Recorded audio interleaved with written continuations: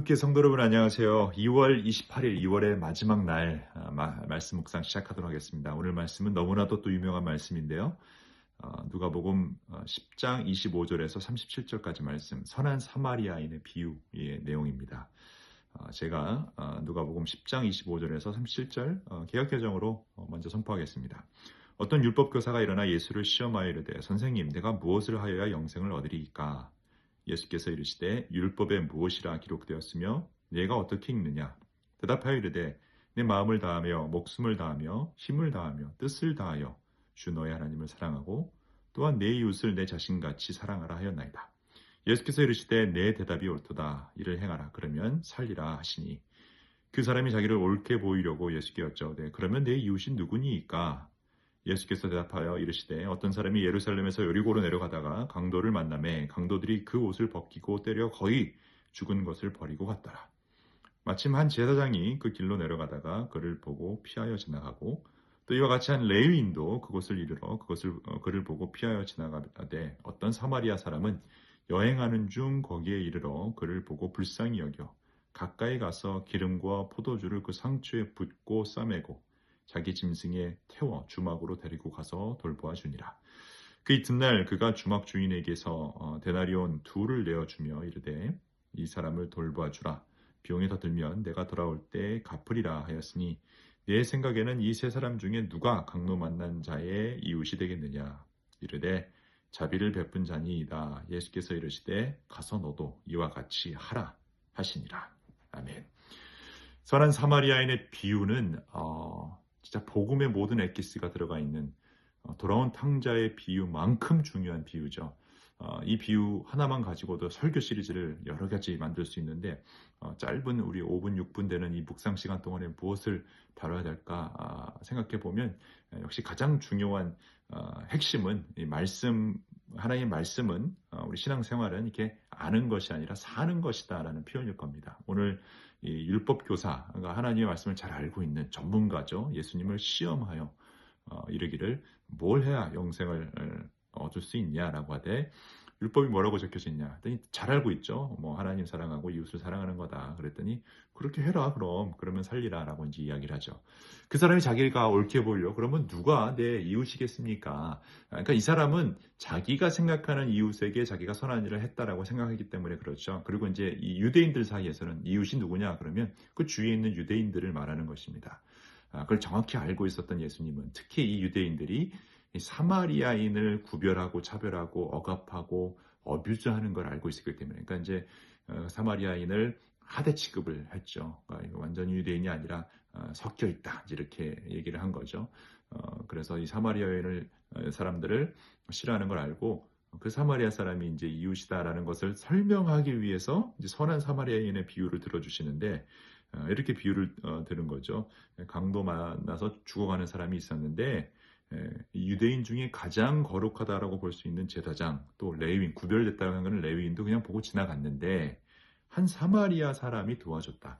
근데 굉장히 재미있는 디테일이 있어요. 그러니까 이 비유라고 하는 것은 예수님이 실제로 일어난 일이 아니라 예수님이 어떤 레슨을 가르쳐주기 위해서 지어낸 이 얘기죠. 그러니까 이 사마리아인이라는 이 스토리를 만들어서 여기 이 가운데 어떤 메시지를 전달하기 위함인데 그래서 디테일이 굉장히 중요합니다. 예수님인데 뭐라 그러냐면 한 제사장이 그 길로 내려오다가 그를 피하여 가고 또 이와 같이 레위인도 그것을 이르러 보다가 피하여 갔다 이렇게 얘기하고 있어요.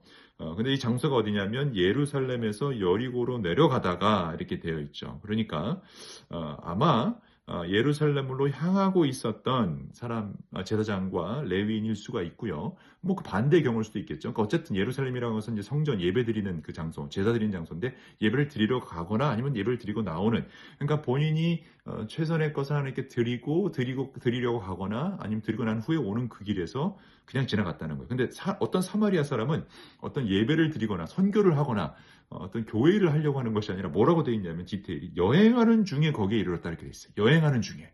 그러니까 이 사람은 내가 선한 일을 해야지 내지는 내가 선교를 해야지 아니면 어떤 사역적인 마인드로 그 길을 갔던 것이 아니라 놀러 가는 길에 그 사람을 본 거예요. 근데 이 마음에 자비로운 마음이 든 거죠. 불쌍히 여기는 마음이 들어서 그 사람을 도와줍니다. 그러니까 이게 예수님의 어떻게 보면 핵심일 수가 있는 거죠. 말씀을 아는 사람들은 어떤 사역을 하기 위해, 선교를 하기 위해, 전도를 하기 위해 우리의 행함을 그렇게 구별되게 일부러 노력을 하는데, 말씀을 살고 있는 사람들, 즉 하나님 사랑하고 이웃을 사랑하는 사람은 이렇게 배어 있기 때문에 여행을 가는 중에, 놀러 가는 중에, 운동을 하는 중에, 골프를 치던 테니스를 치던 볼링을 치던 그 어떤 상황에서도 이 불쌍한 마음이, 이 컴패션한 마음이, 자비로운 마음이 늘 살아있죠. 그러니까 그 순간에 보는 사람들을 도와주려고 하는 거죠. 저는 핵심이 거기에 있지 않나, 이런 생각을 합니다. 그래서 누가 강도 만난 자의 이웃이냐라고 했을 때 자비를 베푼 사람이다라고 얘기를 하죠. 여러분, 우리가 자비로운 그 마음을 늘 지니고 있어야 합니다. 교회 갈 때만, 아니면 교회에서 나올 때만이 아니라 늘 어디 여행을 갈 때도, 크루즈 여행을 갈 때도, 어디 멀리 좋은 여행지를 갈 때도 늘 자비로운 마음, 그래서 항상 우리 주위에 도움을 줄 수 있는 그런 사람이 깔려있다라는 사실을 꼭 알고, 어디서든 여러분 이 선한 사마리아인처럼 예수님께 칭찬 들을 수 있는 그런 사람이 되면 좋겠다. 그 두 굿을 할 수 있는, 언제 어디서나 예수님 때문에 두 굿을 할 수 있는 여러분 되시기를 주님의 이름으로 축원합니다. 같이 기도하겠습니다. 하나님, 선한 사마리아인의 비유 오늘 또 보았습니다. 이 레위인이나 제사장, 거룩한 일을 한다라고 하는 사람들은 겉으로만 어떻게 보면 그렇게 하기 위해 실제로 내 주위에 도움이 필요한 사람들을 못 보고 지나가는 것 같습니다. 그런데 이 사마리아인은 늘 그 불쌍한 마음을 가지고 하나님을 더 닮아가는 삶을 살고 있었다는 것을 우리가 알 수 있습니다. 우리도 다른 무엇보다도 늘 불쌍히 여기는 마음, 자비로운 마음, 그 하나님의 마음을 품고 살아갈 때 여행을 가던, 운동을 하던, 공부를 하던, 교회를 가던 그 어느 순간에도 내 이웃을 사랑하고 섬길 수 있는, 두 굿을 행할 수 있는 저희 온도 교인들 될 수 있도록 은혜 내려 주옵소서. 나사렛 예수 그리스도의 이름으로 기도합니다. 아멘.